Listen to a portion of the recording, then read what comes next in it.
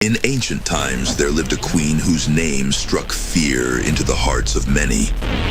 Finish them all. Was she truly as wicked as history portrays her? Or is there more to her tale? Let's uncover the story of Queen Jezebel and what led to her downfall. Jezebel's arrival in Israel marked a turning point for the kingdom. Her marriage to King Ahab was the catalyst for significant religious and cultural upheaval. Jezebel, a Phoenician princess from the city of Sidon, brought with her a fervent devotion to Baal, a deity worshipped by her people. This was in stark contrast to the monotheistic worship of Yahweh, which had been the foundation of the Israelite religion. Her influence over Ahab led to the establishment of altars and temples dedicated to Baal throughout Israel, directly challenging the worship of Yahweh and the authority of his prophets. This shift represented a profound cultural and political change. Baal worship involved rituals and practices that were alien and often abhorrent to the Yahwistic tradition, including fertility rites and possibly even human sacrifices. Jezebel's aggressive promotion of Baal worship and her persecution of Yahweh's prophets, including the order to kill them, exacerbated the conflict. This campaign against Yahweh's prophets saw the elimination of many, save for a few like Elijah, who managed to survive and resist her efforts. The notoriety of Jezebel is further compounded by the narratives that portray her as using her position to manipulate and control, not just in matters of religion, but also in governance. The story of Naboth's vineyard is a prime example. Kill Naboth. Where Jezebel orchestrates the false accusation and execution of Naboth to seize his property for Ahab. I refuse to sell my vineyard. The Lord won't allow it. This act of injustice, among others, painted her as a figure of ruthless ambition.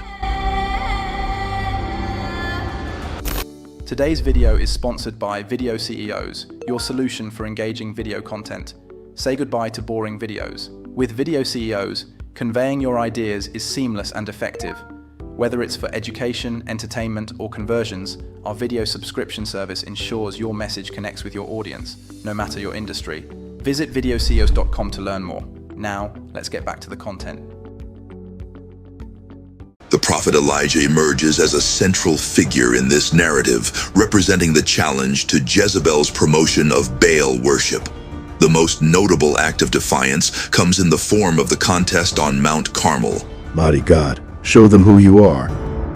A challenge that fails Baal's prophets and triumphs for Elijah when Yahweh sends fire to consume his offering. This event is crucial for what it represents, a direct challenge to Jezebel's reforms and a public demonstration of Yahweh's power over Baal. Following this, Elijah orders the slaughter of Baal's prophets, an act that further cements the opposition to Jezebel and Ahab's policies. This defiance by Elijah, backed by the miraculous intervention on Mount Carmel, is a pivotal moment in the biblical account, highlighting the ongoing struggle between different factions within Israel.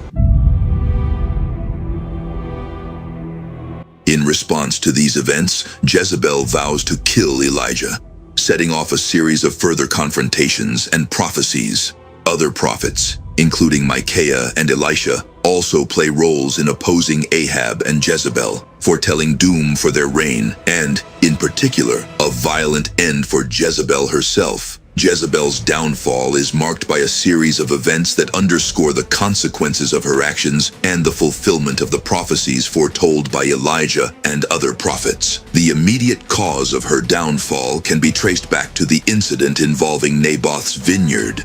This event not only showcased Jezebel's ruthless nature, but also her disregard for the laws and traditions of Israel. By orchestrating the false accusation and execution of Naboth to seize his property for King Ahab, Jezebel committed an act of injustice that sparked condemnation and set the stage for her eventual demise. The prophecies against Jezebel become more tangible with the rise of Jehu, anointed by the prophet Elisha to become king and to exact vengeance on the house of Ahab. Jehu's ascension to power is swift and marked by violence. He kills both Joram, Ahab's son and successor, and Ahaziah, king of Judah, in his campaign against the house of Ahab. Jehu's approach to Jezreel, where Jezebel resides, signifies the imminent fulfillment of the prophecies against her. Jezebel's final moments are a vivid depiction of her character and the culmination of her story. Aware of Jehu's approach, she adorns herself in royal attire and applies makeup, facing her fate with defiance. Her end, however, is gruesome and symbolic.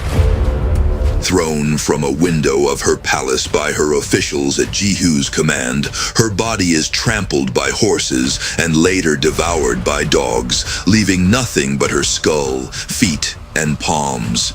This brutal end fulfills Elijah's prophecy, serving as a grim reminder of the consequences of her actions and the retribution for her sins. Her actions, driven by a desire to transform the landscape of Israel, ultimately brought about her notorious end. This tale is a narrative filled with lessons about leadership, morality, and the potential fallout of challenging the gods. As we reflect on her life and its brutal conclusion, questions arise about the nature of justice, the impact of our choices, and the legacy we leave behind. Was Jezebel merely a product of her time, caught in the inevitable flow of history and currents? Or does her story warn us about the dangers of overreaching ambition and the relentless pursuit of power at the expense of ethical and spiritual principles? As you consider her story, think about the role of power in your life and the consequences of our actions on our legacy.